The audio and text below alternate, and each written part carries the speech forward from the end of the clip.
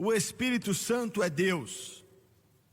O Pai, o Filho, o Espírito Santo. Não existem três deuses, é apenas um, manifestando em três maneiras: Deus o Pai, Deus o Filho e Deus o Espírito Santo. Alguns disseram que o Espírito Santo é apenas uma emanação do Pai. Mas para descrevê-lo, Jesus usou o pronome pessoal. Eu enviarei outro Consolador e ele permanecerá contigo para sempre. Ele usou o pronome pessoal para ele muitas vezes, não só uma vez, mas várias. E não se usa um pronome pessoal para uma simples emanação. Você usa a respeito de uma pessoa. E o Espírito Santo é uma pessoa.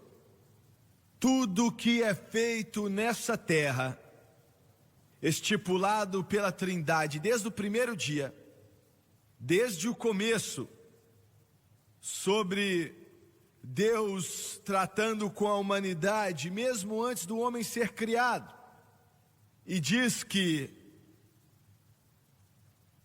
o Senhor se movia, o Espírito Santo se movia sobre esse caos que estava sobre esse mundo. É o primeiro capítulo de Gênesis. No princípio, criou Deus o céu e a terra. E a terra era sem forma e vazia, e havia trevas sobre a face do abismo. E diz assim: e o Espírito de Deus se movia sobre a face das águas. E o mover do Espírito Santo sempre é o começo da vida. Eu quero repetir: quando o Espírito Santo começa a mover, então a vida vem sobre a pessoa. O mover do Espírito sempre é o começo da vida. Tudo que é feito nessa terra pela Trindade, Davi matando a Golias, Israel com sua grande vitória, a abertura do Mar Vermelho, o maná que veio do céu, todas as grandes coisas que foram feitas durante os anos na humanidade aconteceram totalmente através do Espírito Santo, com exceção de uma coisa, e isso é o Senhor Jesus Cristo. Mas o Espírito Santo, ele supervisionou todas as coisas que aconteceram com Jesus. Ele é aquele que diz para Maria, aquela virgem que ia servir de casa ou ventre para o Senhor, para o período de gestação de 9 meses. E o Espírito Santo decretou e falou, e isso aconteceu e existiu. E o Espírito Santo supervisionou o nascimento do Senhor, supervisionou a sua vida, supervisionou o seu ministério, todas as coisas e até mesmo o lugar em que, quando Jesus estava na cruz, pagando preço por os filhos perdidos de Adão e a raça caída, Jesus não morreu até que o Espírito Santo disse a ele quando morrer. Ele foi colocado na cruz às 9 da manhã, naquela hora do sacrifício matinal, e morreu às 3 da tarde, que era a hora do sacrifício da tarde. E o Espírito Santo ressuscitou a ele dentre os mortos. Aleluia! Glória a Deus! Aleluia! Então Jesus disse: quando eu for embora, quando ele falava com os seus discípulos, eu vou enviar a você um outro Consolador,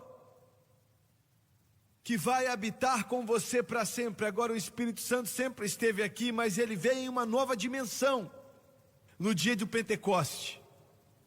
Ele é o poder da igreja. E eu quero te dizer, sem o Espírito Santo, pode ser que exista todo tipo de religiosidade, mas nada vai ser feito para Jesus Cristo. Isso aí, pode glorificar o Senhor com palmas. Eu quero repetir: sem o Espírito Santo, não importa quão religioso aquele homem é, quanta atividade religiosa ele está envolvido, sem o Espírito Santo, nada vai ser feito pelo nosso Senhor. Nada. Escute só.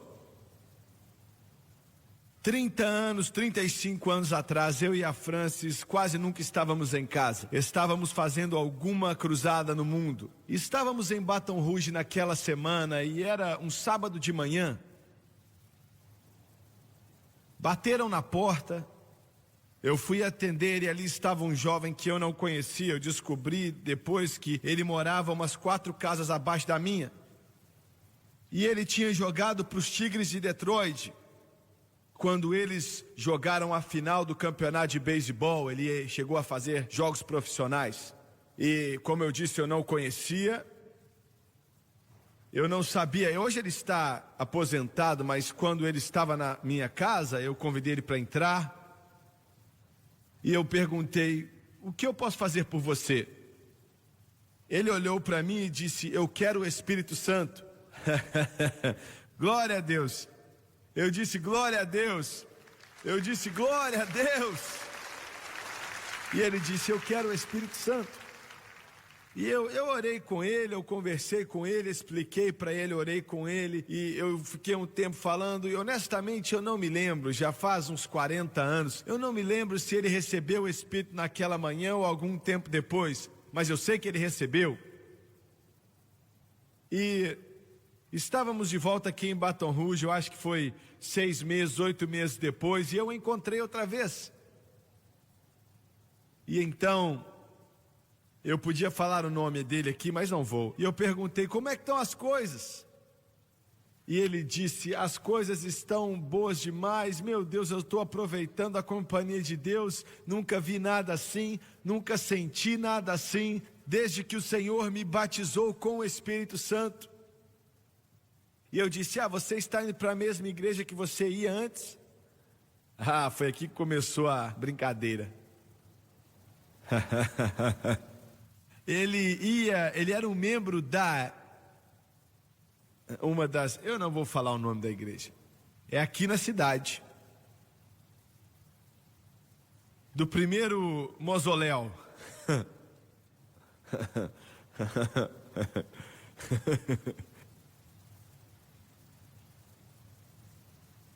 Bem, essa é a verdade.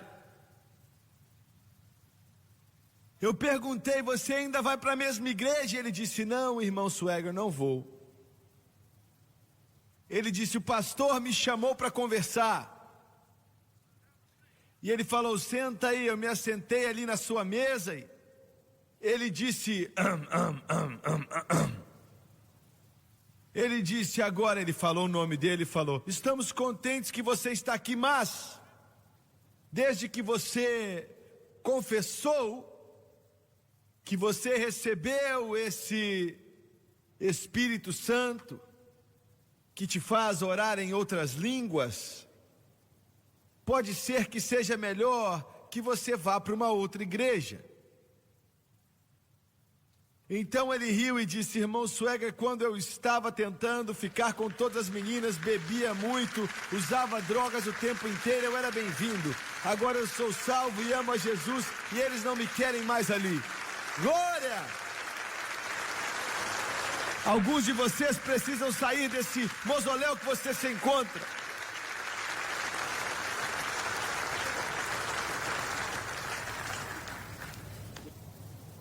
Um pregador batista, eu vou falar o nome dele, eu não posso, agora eu tenho que falar.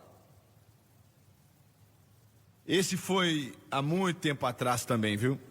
Não tem nada a ver com esse irmão aqui não. A minha secretária disse: o doutor tal e tal está aqui para te ver. E eu disse: quem? Ela disse: o doutor tal e tal, ele é o pastor da 1ª Batista, 3ª, 9ª Batista, não sei, alguma Batista. Eu não quero ser sem educação, mas é assim mesmo, então fica quieta agora. Então, ela disse assim, eu não o conhecia, eu cumprimentei uma vez, e nós tínhamos que sair da cidade no dia seguinte, estávamos tentando fazer de tudo para completar algumas coisas antes de irmos, e ele se assentou e começamos a falar, ficou à noite, e ele nunca disse o que queria. Então, eu estava sem tempo e chegamos ao ponto que estávamos discutindo o mosquito que estava na parede. Então eu pensei, bem, eu preciso fazer com que ele saia ou que ele entre, um dos dois. E eu perguntei, meu irmão, o que é que você pensa sobre o batismo do Espírito Santo com evidência de orar em outras línguas? Ele pulou e falou, eu pensei que você nunca ia perguntar. Glória a Deus, glória a Deus, glória a Deus. Ele disse, o Senhor me encheu faz 2 semanas. E ele disse, eu nunca estive tão feliz em toda a minha vida e nunca fiquei tão feliz. Ele disse, mas o que é que eu faço agora?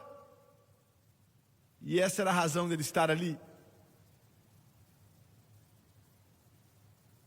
O que é que a minha igreja, ele era pastor de uma grande igreja, o que é que a minha igreja vai falar? E ele disse, eu estava orando e o Senhor me disse para vir ver você.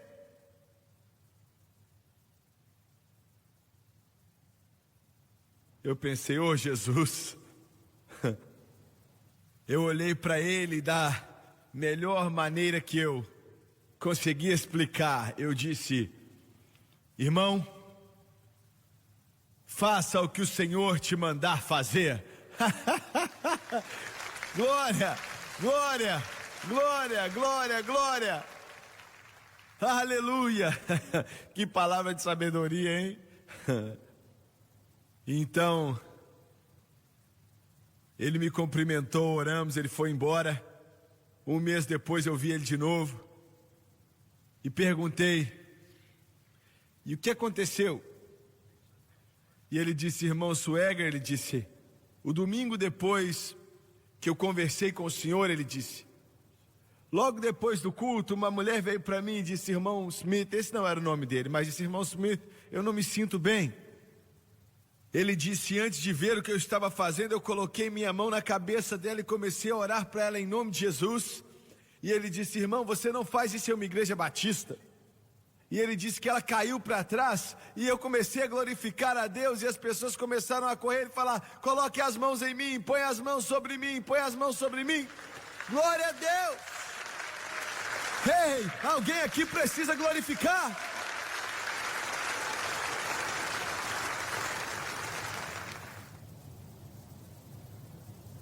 Ele disse, nós não terminamos o culto até 3 horas da tarde. As pessoas enfileiraram ali no chão, louvando a Deus. Aquela igreja nunca tinha visto algo assim. E eu perguntei então o que foi que os diáconos fizeram. Ele disse, bem, isso é outra coisa. E eu perguntei, eles te pediram para ir embora? Ele disse, não. Eles pararam de pagar minha luz, minha gasolina, tudo. E eu entendi o que estava acontecendo. E eu comecei uma nova igreja aqui na cidade. Louvado seja Deus, aleluia!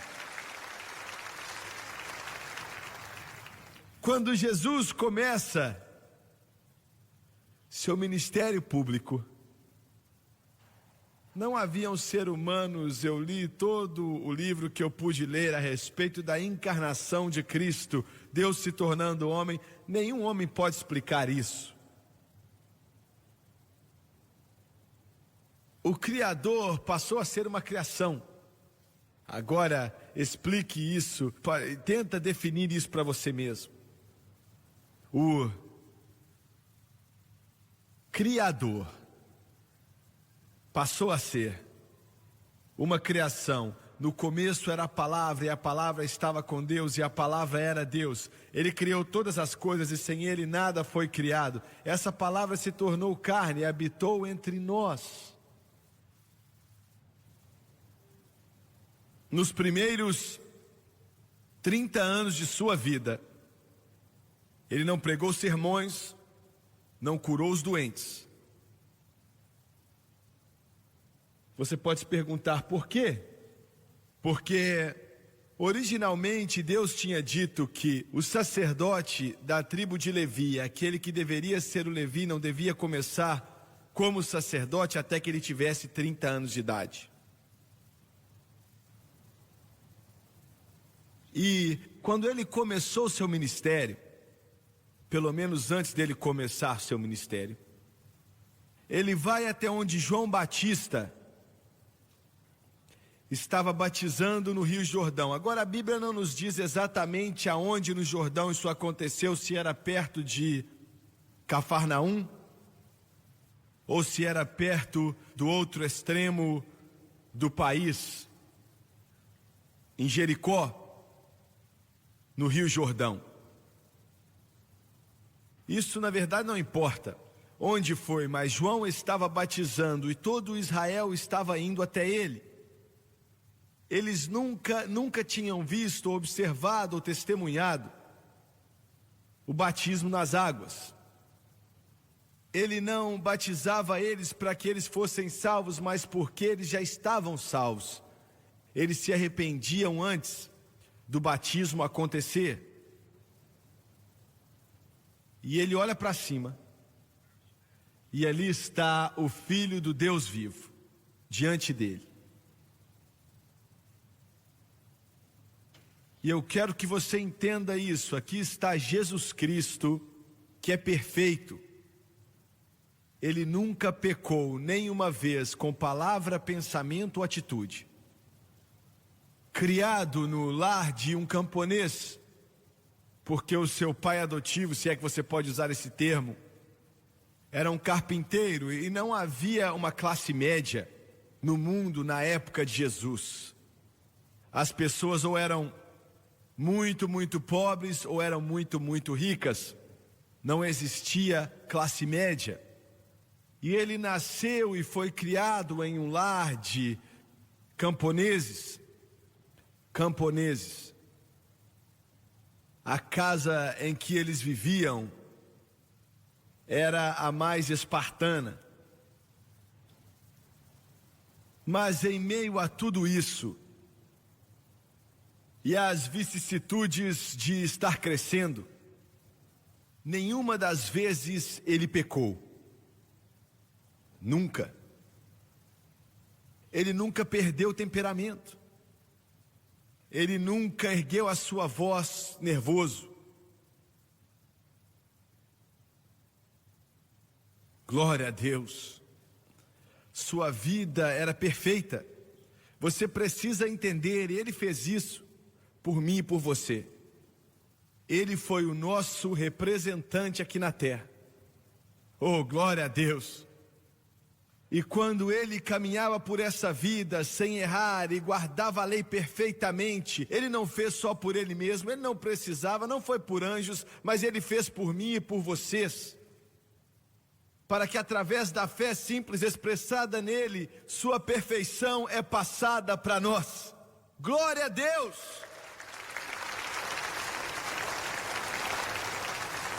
E João não quis batizá-lo. E eu posso entender o porquê. Eu não sou digno de te batizar. Mas Jesus disse: não, convém cumprir toda a justiça, então me batize, porque ia ser uma figura da sua morte, enterro e ressurreição. Na água, debaixo d'água, fora da água. Agora, no momento que isso acontece, eu li para você, os céus se abriram. E Lucas diz que foi visto. Significa que João Batista viu isso. Outros estando ali, pode ser que tivessem centenas de pessoas, eles viram. Eles viram o Espírito Santo descer sobre ele como uma pomba. Agora, não diz que o Espírito Santo é uma pomba, diz que ele veio a Jesus, ele veio dentro dele como uma pomba. É a única similaridade que Lucas pôde encontrar para explicar o que aconteceu. ele foi cheio do Espírito Santo e agora ele podia começar seu ministério. Pare e pense nisso por um momento. Se Jesus Cristo, o Filho do Deus vivo, se Jesus Cristo, que era perfeito, que nunca falhou nem uma vez com palavra, pensamento ou atitude, se ele, antes de começar o seu ministério, teve que ter o Espírito Santo, você entende o valor e a significância do que estamos dizendo? Se ele precisou dele, onde é que isso nos deixa então? Glória a Deus! Eu quero que você entenda isso, eu quero que você entenda. O seu ministério não ia começar, ele não ia orar para nenhum doente, ele não ia pregar nenhuma mensagem, não até que o Espírito Santo viesse até o seu coração e sua vida. Porque mesmo que ele era Deus, ele nunca fez nenhum milagre como sendo Deus. Ele fez aqueles milagres como homem, cheio do Espírito Santo. Como Deus ungiu a Jesus Cristo de Nazaré com o Espírito Santo, que ia fazendo bem e curando todos que eram opressos pelo diabo.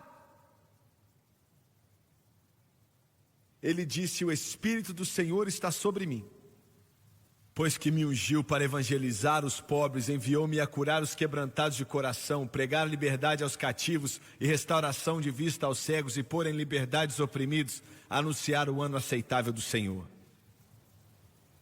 Eu estou tentando fazer com que você entenda que se Jesus teve que ter o Espírito Santo, meu Deus, como é então que nós pensamos que nós podemos ficar sem Ele? Glória a Deus. Alguém disse: você acha que eles vão ser arrebatados sem o Espírito Santo? Eu não ia querer nem sair da minha casa sem o Espírito Santo, quanto mais ser arrebatado. Glória a Deus. Eu estou tentando fazer com que você veja a significância e a importância. Eu acredito que você já está vendo que Jesus Cristo, o Filho do Deus vivo, aquele que é coroado Príncipe da Glória, a segunda pessoa da Trindade, se ele precisou do Espírito Santo para ministrar, para tocar vidas e corações, onde é que nós estamos então? Nós precisamos do Espírito Santo. Agora,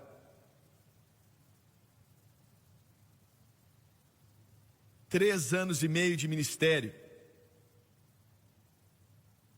como o mundo nunca viu em sua história. A maioria de vocês não sabe, não importa, mas o Senado em Roma, depois que Cristo ressuscitou dentre os mortos, eles votaram para fazer dele um Deus. Mas isso na época não valia de muita coisa não. Até mesmo César era considerado como Deus. Mas eu estou tentando dizer que o seu ministério era de um momento tão grande, que seria óbvio, sabe, a cura de toda doença que você pode imaginar e ressuscitar os mortos. E agora ele volta até o fim do seu ministério, e ele morreu na cruz do Calvário. Ele ressuscitou dentre os mortos. E a última palavra, Atos capítulo 1, a última palavra que ele dá. Agora, deve ser bem óbvio que a última palavra que uma pessoa dá antes de morrer é de muito valor, não é? Aleluia! Quando meu avô estava morrendo, a última palavra que ele me disse, quando eu perguntei, eu falei: vovô, está tudo bem entre você e Deus? E ele balançou a cabeça: sim. É muito importante. Então essa é a última palavra de Cristo. Você pode ler, como eu disse, no primeiro capítulo de Atos, para te mostrar a significância do Espírito Santo. A Bíblia diz que ele ordenou que os seus seguidores, não só os discípulos, todos os seus seguidores, ele ordenou que eles, ele não disse eu estou sugerindo, ele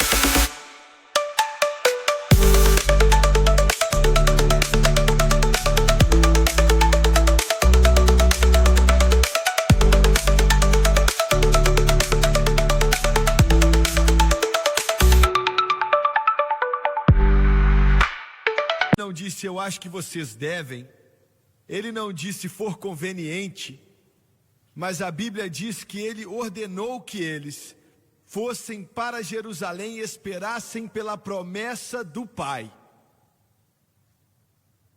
Porque ele disse, vocês vão ser cheios do Espírito Santo. Me escute, não saia pregando, não saia cantando, não saia testificando a meu respeito, não vá fazer nada até que primeiramente você seja cheio do Espírito Santo. Glória a Deus. Eu estou tentando te fazer ver isso. Olha o tamanho da importância disso. Olha o tamanho da significância disso. Irmão Swag, eu não sei se eu quero ir para uma igreja onde as pessoas acreditam em orar em línguas. Bem, me desculpa, então você está no lugar errado. Porque nós acreditamos na salvação através do sangue de Jesus. Nós acreditamos no batismo com o Espírito Santo, com evidência de orar em outras línguas. Nós acreditamos. E ele lhes ordenou. Ele não pediu que fossem. Ordenou, primeiramente, você vai a Jerusalém e espere pela promessa do Pai. Eu entendo que a maioria dos pregadores dizem que eles estavam no cenáculo, mas não estavam. Eles estavam no templo, no dia de Pentecoste. Eles estavam ali junto com os gentios. Quando de repente um som de um vento impetuoso veio. Glória a Deus. E encheu aquele lugar. E o Espírito de Deus veio sobre várias e várias pessoas que começaram a orar em línguas, na medida que o Espírito de Deus os capacitava. E ele ordenou a eles, quando você é cheio do Espírito, então você pode pregar. Então você pode cantar. Então você pode testemunhar para as pessoas e evangelizar. Mas até que você seja cheio do Espírito, esqueça. Você não vai fazer nada. Eu me lembro quando garoto, começando a pregar, eu e a Francis, isso já faz mais de meio século atrás. Eu escutei o irmão Aaron Trotter. Eu não o conhecia nem ouvi falar dele. Eu fui até esse culto específico e ele era o pregador. Só tinham pregadores ali na sua maioria. E ele disse, e eu nunca esqueci aquilo, que se você tocar um berrante, toque com o Espírito Santo. Se você tocar o piano, toque com o Espírito Santo. Se você cantar, cante com o Espírito Santo através das suas cordas vocais. Se você tocar qualquer instrumento, coral, cante com o Espírito Santo. Músicos, toquem com o Espírito Santo quando tocarem. Músicos, cantem com o Espírito Santo.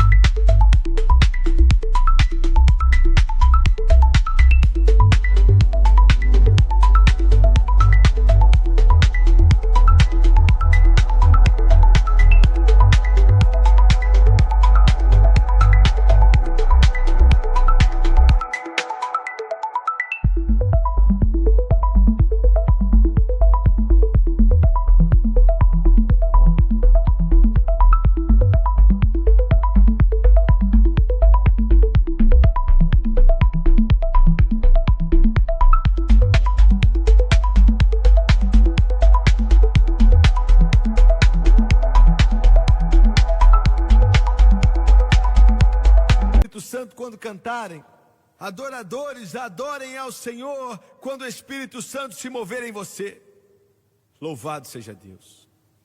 Ele ordenou a eles que eles, primeiramente, fossem a Jerusalém e esperassem pela promessa do Pai.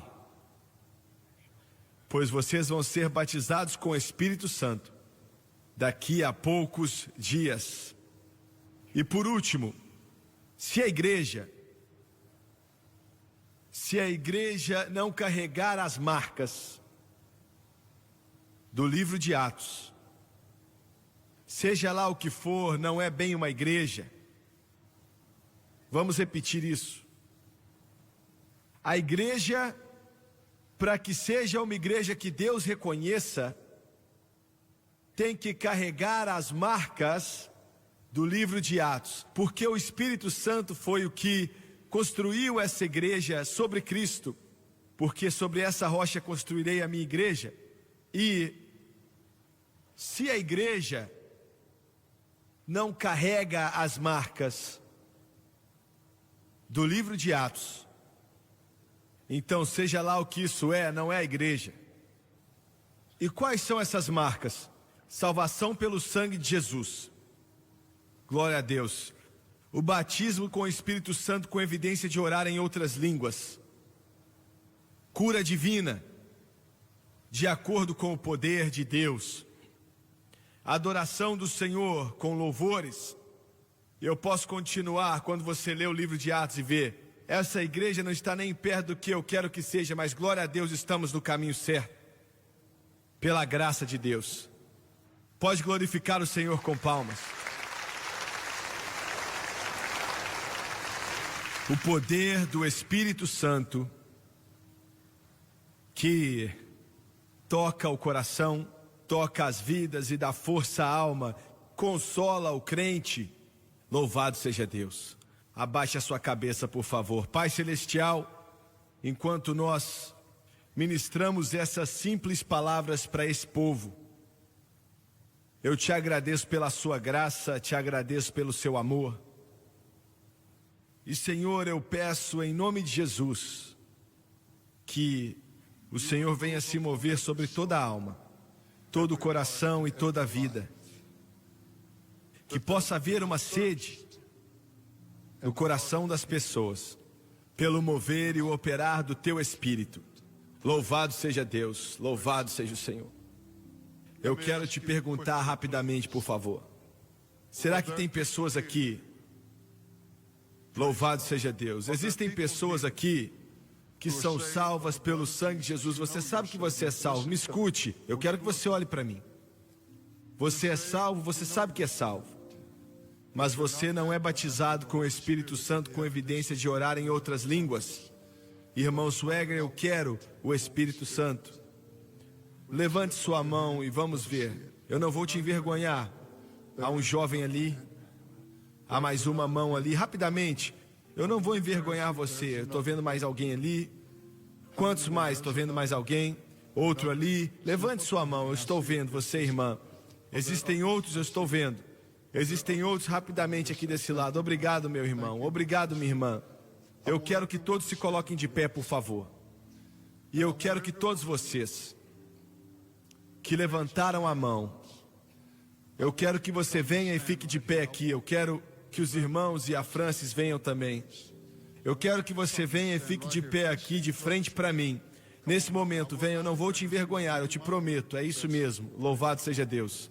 Glória a Deus. Louvado seja Deus. Me acompanhe aqui, por favor. Well, He will fill your heart today to overflow. When your presence not filled, He will fill your heart today to overflow. Nos vemos hoje às 6 da tarde.